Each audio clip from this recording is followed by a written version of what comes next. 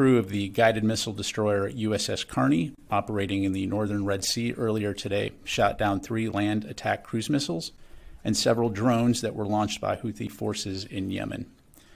This action was a demonstration of the integrated air and missile defense architecture that we have built in the Middle East and that we are prepared to utilize whenever necessary to protect our partners and our interests in this important region.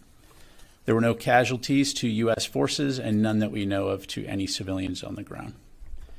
Information about these engagements is still being processed. We cannot say for certain what these missiles and drones were targeting, but they were launched from Yemen, heading north along the Red Sea, potentially towards targets in Israel. Our defensive response was one that we would have taken for any similar threat in the region, where we're able to do so against our interest personnel and our partners. This attack may be ongoing, so if we have more information to share, we will. But again, as the Secretary has made clear, we have the capability to defend our broader interests in the region and to deter regional escalation and broader expansion of the conflict that began with Hamas's attack on Israeli civilians on October 7th. The crew of the Carney did just that, and across the force, we will remain vigilant to any other potential threats.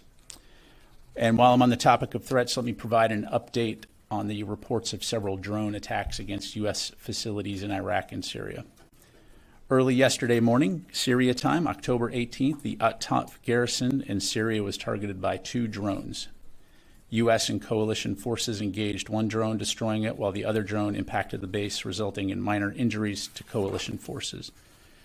Also, the same morning in Iraq, early warning systems indicated a possible threat approaching the airbase at Al-Assad, and base personnel sheltered in place as a protective measure. Though no attack occurred, sadly, a U.S. civilian contractor suffered a cardiac episode while sheltering and passed away shortly thereafter. And our deepest sympathies and condolences are with the loved ones of the individual who passed away.